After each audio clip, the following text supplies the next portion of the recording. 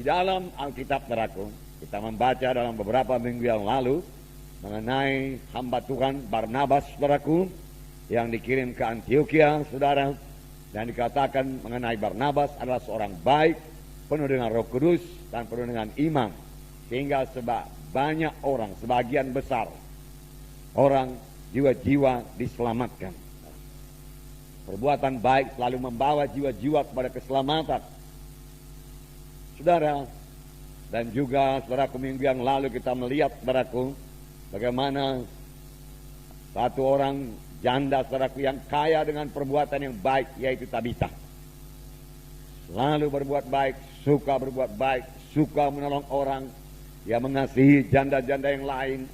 Dia berkorban, dia bekerja keras, saudaraku, supaya dia bisa memberi, saudaraku. Dia rupanya suka memberi, suka berkorban, saudaraku. Itu perbuatan yang baik. Dia suka berkorban, suka memberi.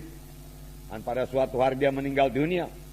Tetapi Tuhan menghidupkan dia kembali, saudaraku. Puji Tuhan, saudaraku. Dalam Matius 5:16 dikatakan, saudara, bahwasanya perbuatan baik kita itu mempermuliakan Tuhan. Tetapi sebelum kita sampai di situ, saya mau menerangkan kepada saudara bahwa sekedar perbuatan baik saja tidak membawa kita kepada keselamatan. Amin. Jangan pula nanti kita hanya mengandalkan perbuatan baik. Tidak, saudara. Bahkan sebelum selamat kita tidak sanggup berbuat baik. Karena kebaikan adalah buah Roh Kudus. Tuhan Yesus berkata hanya seorang yang baik, yaitu Allah. Saudara. Begitu dalamnya arti kebaikan kepada Tuhan Yesus, saudara. Yang tidak bisa kita capai, saudaraku, hanya dengan, saudaraku, keadaan manusiawi kita, kesanggupan manusiawi kita saja, saudaraku. Kita perlu Roh Kudus memenuhkan kita, menguasai kita, dan kita bersandar kepada Roh Kudus supaya Roh Kudus memberikan buah roh, yaitu kebaikan di dalam hidup kita, saudaraku.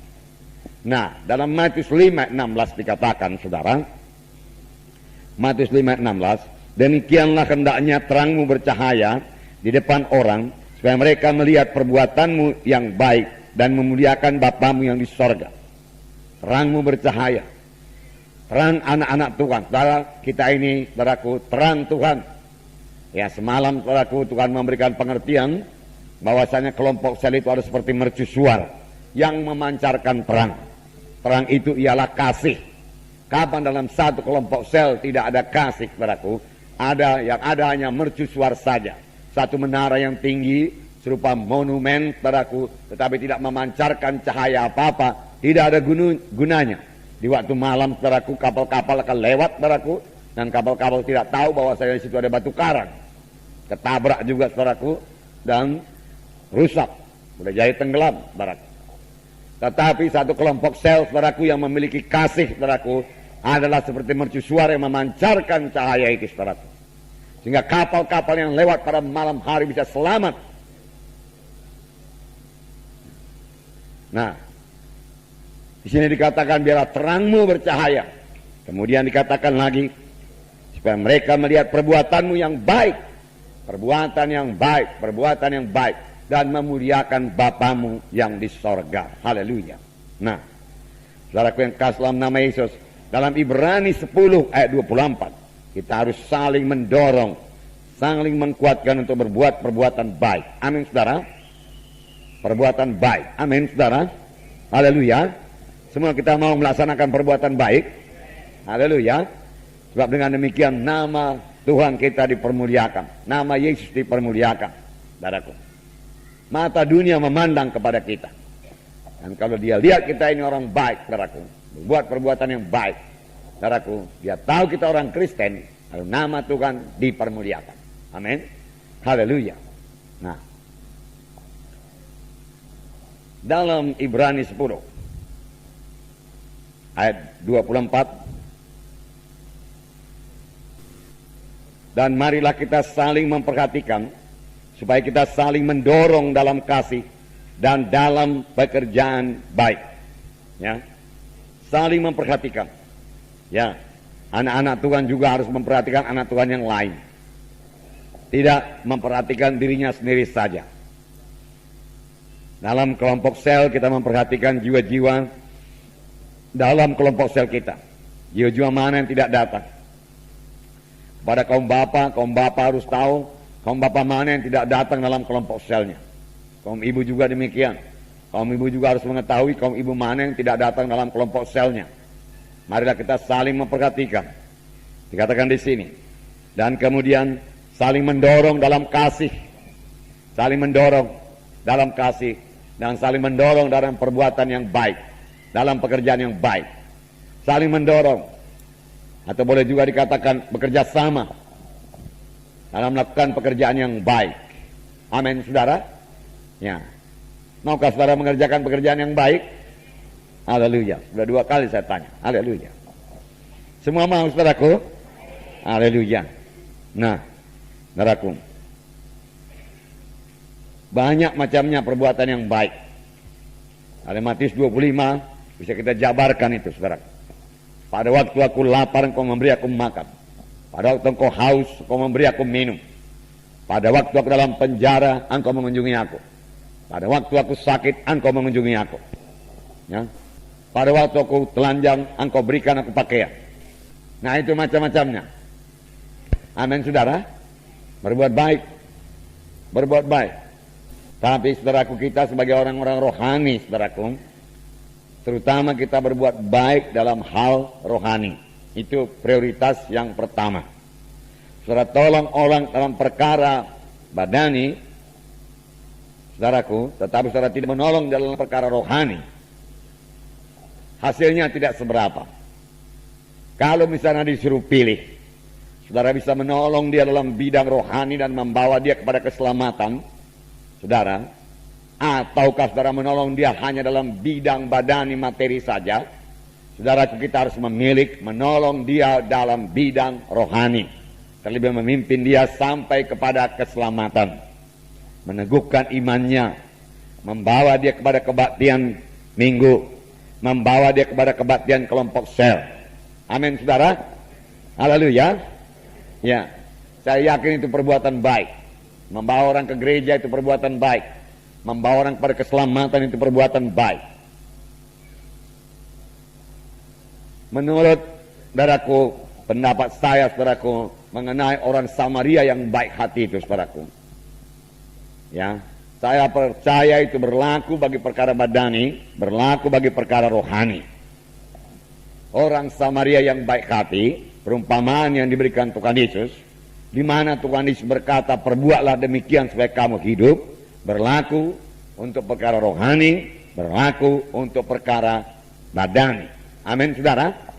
Ya, mari kita baca sebentar, saudaraku. Lukas 10, saudara masih ingat ayatnya? Lukas 10.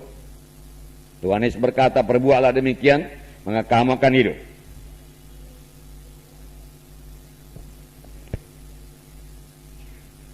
Mari kita baca bersama-sama. Lukas pasal 10 ayat 25 mulai. Dapat, saudara? Lukas pasal 10 ayat 25 sampai 37. Saya katakan tadi ini berlaku untuk perkara rohani, berlaku untuk perkara badani. Kita baca ayat 25. Pada suatu kali berdirilah seorang ahli Taurat untuk mencoba Yesus. Katanya, Guru, apa yang harus kuperbuat untuk memperoleh hidup yang kekal? Jawab Yesus kepadanya, apa yang tertulis dalam hukum Taurat? Apa yang kau baca di sana? Jawab orang itu, kasihilah Tuhan Allahmu dengan segenap hatimu, dan dengan segenap jiwamu, dan dengan segenap kekuatanmu, dan dengan segenap akal budimu, dan kasihilah sesama manusia seperti dirimu sendiri. Kata Yesus kepadanya, jawabmu itu benar, perbuatlah demikian maka engkau akan hidup. Tetapi untuk membenarkan dirinya, orang itu berkata kepada Yesus, dan siapakah sesamaku manusia? Jawab Yesus, adalah seorang yang turun dari Yerusalem ke Jeriko. Ia jatuh ke tangan penyamun-penyamun, yang bukan saja merampoknya habis-habisan, tetapi yang juga memukulnya, dan yang sesudah itu pergi meninggalkannya setengah mati. Kebetulan ada seorang imam turun melalui jalan itu. Ia melihat orang itu, tetapi ia melewatinya dari seberang jalan. Demikian juga seorang Lewi datang ke tempat itu. Ketika ia melihat orang itu, ia melewatinya dari seberang jalan. Lalu datang seorang Samaria yang sedang dalam perjalanan ke tempat itu. Dan ketika ia melihat orang itu, tergeraklah hatinya oleh belas kasihan. ia pergi kepadanya, lalu membalut luka-lukanya. Sesudah ia menyiraminya dengan minyak dan anggur, kemudian ia menaikkan orang itu ke atas keledai tunggangannya sendiri, lalu membawanya ke tempat penginapan dan merawatnya. Keesokan harinya ia menyerahkan 2 dinar kepada pemilik penginapan itu, katanya, rawatlah dia, dan jika kau belanjakan lebih dari ini, aku akan menggantinya waktu aku kembali. Siapakah di antara ketiga orang ini menurut pendapatmu adalah sesama manusia dari orang yang jatuh ke tangan penyamun itu? Jawab orang itu, orang yang telah menunjukkan belas kasihan kepadanya. Kata Yesus kepadanya, pergilah dan perbuatlah demikian. Haleluya. Jadi ini berlaku, saudaraku, untuk rohani dan badani. Haleluya. Saudara, yang saya mau ceritakan kepada saudara, mari kita praktekkan dalam sidang Tuhan ini. Saudara bertanya bagaimana mempraktekkannya? Adakah orang disamun di sini? Mari saudaraku, saya ceritakan kepada saudara. Amin. Semalam ada pertemuan saudaraku pemilik rumah. Ya. Nah, saudaraku, saya hadir dan saya memperhatikan tiap-tiap pemilik rumah yang memperkenalkan dirinya. Apa yang saya lihat, saudaraku? Kebanyakan kaum bapak tidak hadir, saudaraku. Padahal itu hari libur, saudaraku. Ya, tidak hadir, saudaraku, dalam pertemuan pemilik rumah, saudaraku. Saudara, menurut pendapat saya kemungkinan besar, mudah-mudahan janganlah, saudaraku, ya. Tapi bisa juga, saudaraku, dia tidak hadir dalam kebaktian minggu, ataupun, saudaraku, yang paling parah lagi, dia tidak hadir dalam kebaktian kelompok sel di rumahnya sendiri, saudaraku. Nah, saudaraku yang kekasih dalam nama Yesus, apakah yang kita perbuat, saudaraku? Ya. Kita mengerti, saudaraku, bahwasanya kalau dia tidak hadir dalam kebaktian minggu, kalau pertemuan pemilik rumah itu jarang-jarangnya itu, saudaraku. Tetapi kalau kaum bapak itu, saudaraku, atau kalau kaum ibu pun jadi, tidak hadir dalam kebaktian minggu dan tidak hadir dalam kebaktian kelompok sel, saudaraku, dia tidak akan mungkin bertumbuh, saudara. Karena untuk bertumbuh, saudaraku, harus ada dalam kebaktian minggu, tidak meninggalkan perhimpunan bersama-sama, terlebih hadir dalam kebaktian kelompok sel. Karena dalam kelompok sel itulah, saudaraku, diadakan pemuritan. Ini bukan hanya untuk pemilik rumah, saudaraku, tapi untuk, saudaraku, kaum bapak, saudaraku, yang belum hadir kebaktian minggu dan belum hadir kebaktian kelompok sel, saudaraku. Nah, dia tidak akan bertumbuh, saudaraku. Kalau dia tidak hadir dalam kebaktian minggu dan tidak hadir dalam kebaktian kelompok sel, saudara. Dan kalau tidak bertumbuh, saudaraku, apa yang jadi, saudaraku? Dia akan mundur rohaninya, saudaraku. Dan kalau terus-terusan mundur rohaninya, saudaraku, tidak bertumbuh, saudara, ini perkara rohani nih, saudaraku. Keselamatannya akan lucut, saudaraku. Jadi boleh digambarkan keadaannya sebagai orang yang sudah disamun tadi. Tapi kalau nanti saudara mengunjungi, jangan pula bilang sama dia, keadaan bapak macam orang disamun, tahu? Ya. Sebentar lagi bapak kan mati rohani bapak. Jangan, saudaraku. Kita harus memiliki hikmat daripada Tuhan. Saudara, hikmat daripada Tuhan ini, saudaraku, kita katakan pada hari minggu yang lalu itu, didapat dengan persekutuan yang rapat dengan Tuhan, didapat dengan selalu berdoa, mendengarkan suara Tuhan, membaca Alkitab, menghadiri kebaktian, mendengarkan firman Tuhan dari hamba Tuhan yang diurapi Tuhan. Lalu kita beroleh hikmat daripada Tuhan. Tetapi terutama hikmat ini datang daripada persekutuan kita dengan Tuhan. Oleh sebab itu, baik kaum bapak, baik kaum ibu, harus senantiasa berdoa kepada Tuhan. Minimum 1 jam per hari dia berdoa dan menerima pimpinan Tuhan. Untuk ini memang perlu penyangkalan diri. Tapi firman Tuhan berkata, tidak ada padamu karena kamu tidak berdoa. Kamu berkelimpahan, kamu berkemenangan, kamu rohani karena kamu berdoa. Karena kamu berdoa. Kalau kita tidak berdoa, apa saja yang kita kerjakan tidak teguh. Perkunjungan yang kita kerjakan pun, saudaraku, rasanya nggak teguh, rasanya nggak berkuasa. kita mulai melayani, memberikan firman Tuhan. Kalau kita tidak berdoa lebih dahulu, saudaraku, pelayanan kita itu firman Tuhan yang kita sampaikan itu rasanya enteng saja, ringan-ringan saja, saudaraku. Karena urapan Roh Kudus kurang di situ, saudaraku. Nah, saudaraku yang kasih dalam nama Yesus, sesudah kita mengenal keadaannya demikian, saudaraku, kalau Sang Bapa lah kita katakan dulu, saudaraku, ya, sampai pula mundur daripada jalan Tuhan, saudara, akibatnya juga, saudaraku, tidak baik kepada istrinya yang rajin kebaktian, anak-anaknya yang sudah kebaktian, saudaraku. Pengaruhnya buruk, saudaraku, kepada istri yang kebaktian, kepada anak-anak yang sudah kebaktian, saudaraku. Ya, bahkan bisa-bisa saja, saudaraku, dia keluar daripada sidang Tuhan, saudara. Oleh sebab itu kita perlu mengulurkan tangan bagi mereka. Amin. Kita perlu berbuat bagaimana orang Samaria itu berbuat kepada orang yang disamun itu, saudara. Mula-mula lewat seorang imam, ya. Dia melihat orang itu tergeletak. Dia lihat, saudaraku, dia lihat orang tidak ke gereja, saudara. Tetapi dia tidak berbuat apa-apa, saudara. Dia lihat di kelompok selnya, saudaraku, banyak juga sudah absen, tapi dia tidak berbuat apa-apa. Sebabnya, saudaraku, karena dia tidak mau kesenangannya diganggu, saudaraku. Pokoknya aku beres, sudah. Aku bisa maju terus. Saudaraku, kita ini sesama anggota tubuh Kristus. Amin. Ya. Kita tidak bisa mementingkan diri kita sendiri saja. Kita harus saling menguatkan, saudaraku, sesama anggota tubuh Kristus. Pada waktu kita terima perjamuan suci, kita berkata, kita memperhatikan tubuh Kristus. Dikatakan dalam ayat berikutnya 1 Korintus 11 itu, saudaraku, kalau ada yang menerima perjamuan suci tanpa memperdulikan tubuh Kristus, maka hal itu membawa celaka kepadanya. Itulah sebabnya banyak di antara kamu yang lemah, tidak sedikit yang meninggal dunia. Karena dia terima perjamuan suci untuk dirinya sendiri, tidak peduli anggota tubuh Kristus yang lain. Pokoknya aku beres, aku bisa hidup sendiri.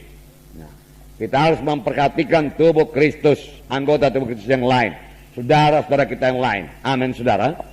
Jadi jangan terlaku sebagaimana seorang imam itu. Dia tidak mau terganggu, saudaraku. Ya, dia boleh berkata urusanku banyak, aku mau melayani, dan lain sebagainya. Saudaraku, dan dia tinggalkan orang yang disamun itu, saudaraku, yang hampir mati. Saudaraku, saya yakin, ya, kalau orang 3 bulan nggak kebaktian itu sudah hampir mati itu, saudaraku. Ya apa enggak, saudaraku? Ya, kasihan dia apa enggak, saudaraku? Kasihan, saudaraku. Kasihan. Ya. Apakah kita biarkan aja ini, saudaraku?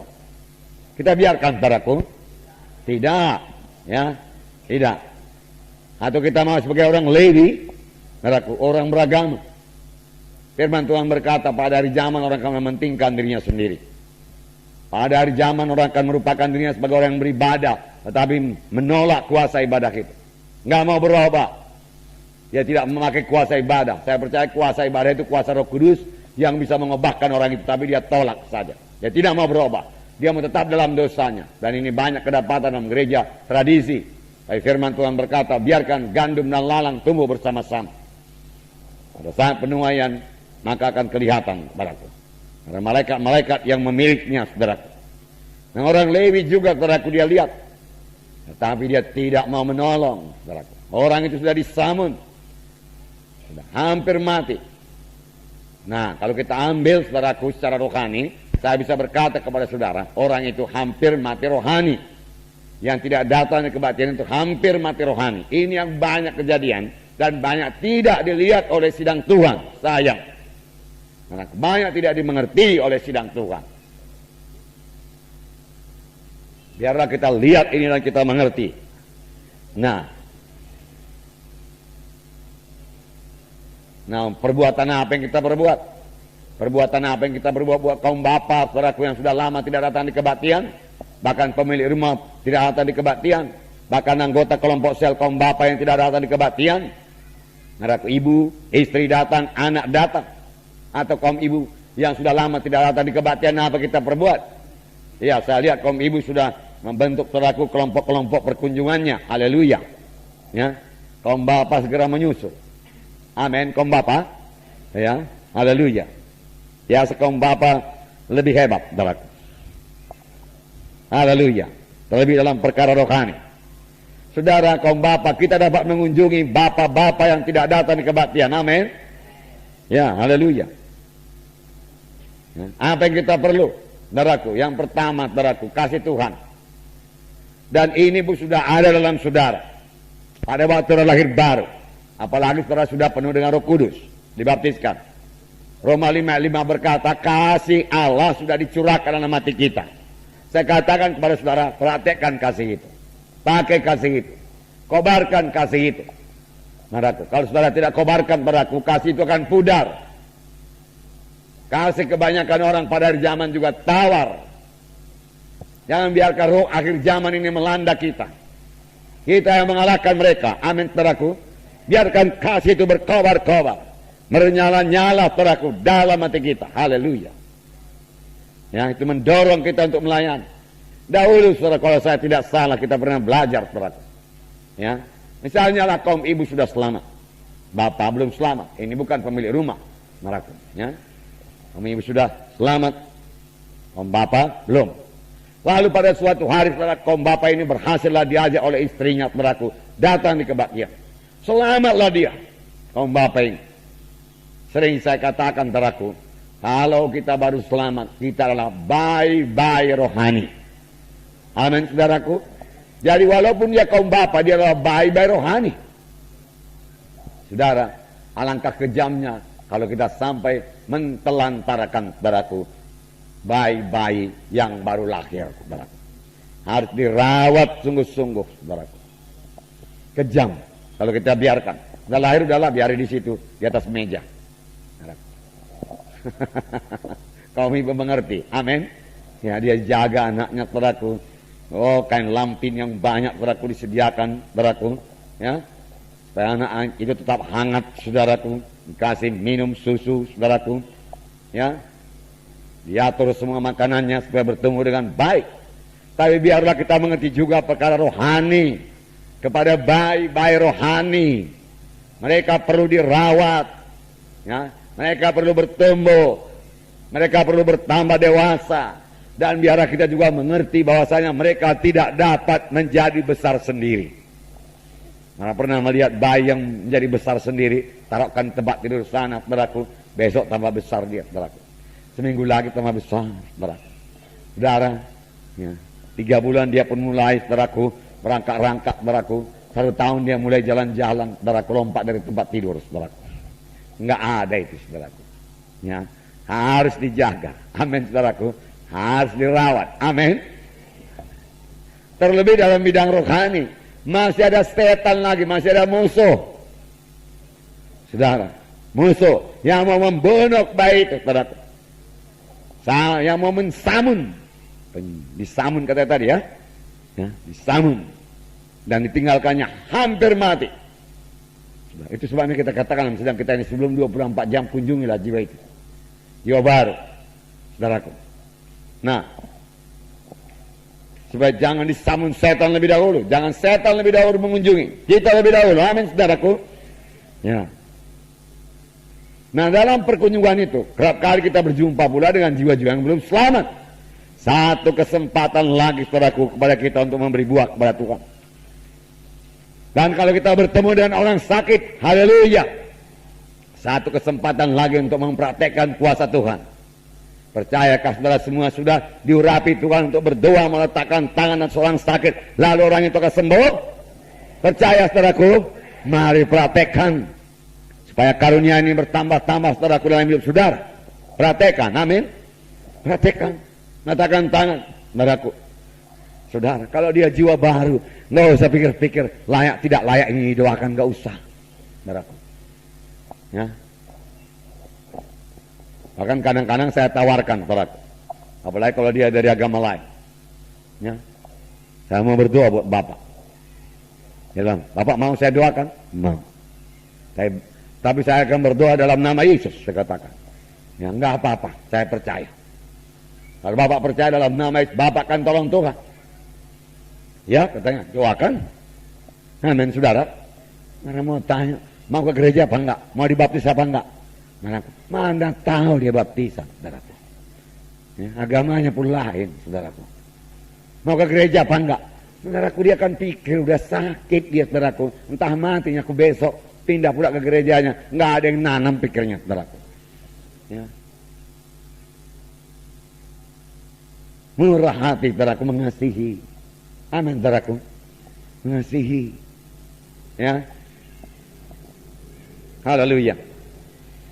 Nah, saudaraku. Jadi kalau sakit, saudaraku, ya, saudaraku,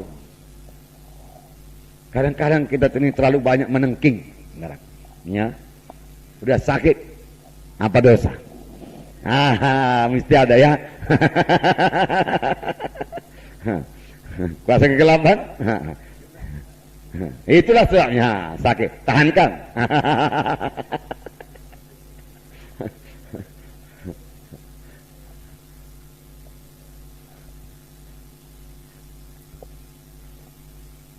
Saya pun kurang tahu, saudaraku. Apa Yesus pernah bertanya itu, saudaraku?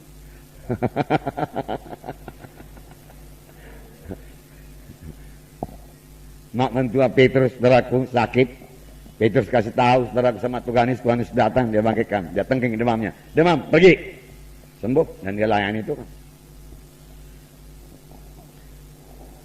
Amin, saudara. Ya, orang kusta, saudaraku, berseru. Ya. Jesus, anak Daud, tolong. Orang berhenti. Mau apa? Mau sembuh. Nah, sembuh kau. Ya. Apa dulu diperbuat nenek moyangmu maka kau kena kusta? Hah? Berapa banyak berkalamu maka kau kena kusta? Itu kutuk dosa, tahu? Kusta itu kutuk dosa. Rasain.